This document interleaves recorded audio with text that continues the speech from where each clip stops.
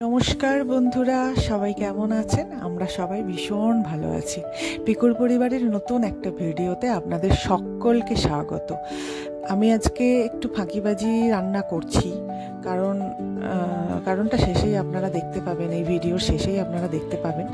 এই ঢ্যাঁড়সের ঝাল পরশু যা কিনেছিলাম অর্ধেক পরশু দিন ঝাল করেছি, আর আজকে এই ঢ্যাঁড়সগুলোকে একটু কায়দা করে ভাজছি। জানি না কতটা ভালো হবে, খেতে কতটা ভালো হচ্ছে। গরম গরম বেশ ছাঁকা তেলে ভাজতে পারলে ভালো হয়, কিন্তু ছাঁকা তেলে ছাঁকা তেলটাই ভাজাটাই আমার খাওয়াটা ঠিক হবে না বলে ওই জন্য কম তেলে করেছি।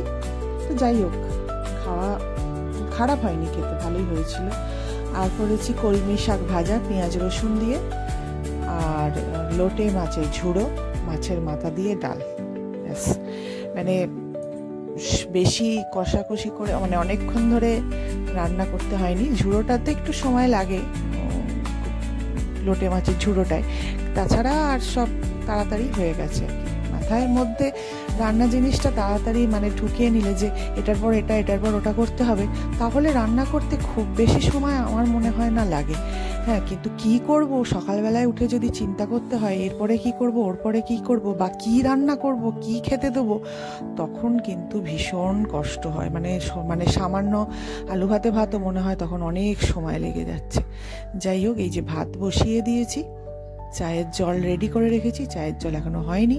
ঢ্যাঁড়স আমার ভাজা কমপ্লিট হয়ে গেছে।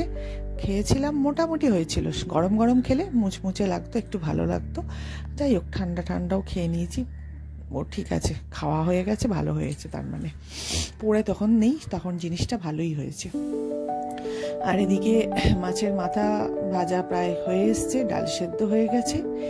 এইবার দেখুন, এই জিনিসটা করার জন্যে আমি সকাল সকাল রান্না করে কমপ্লিট করে ফেলেছি। তারপর স্কুল করে এসে এর পিছনে আমি দুপুর থেকে সময় দিয়েছি। দুপুরে কিছুটা করেছি, বিকেলে কিছুটা করেছি, আবার রাত্রে বাকিটা করে কমপ্লিট করে রেখে দিলাম। মানে কালকেই দেবো সকালবেলাতে। তাই কেমন লাগলো জানাবেন। নমস্কার।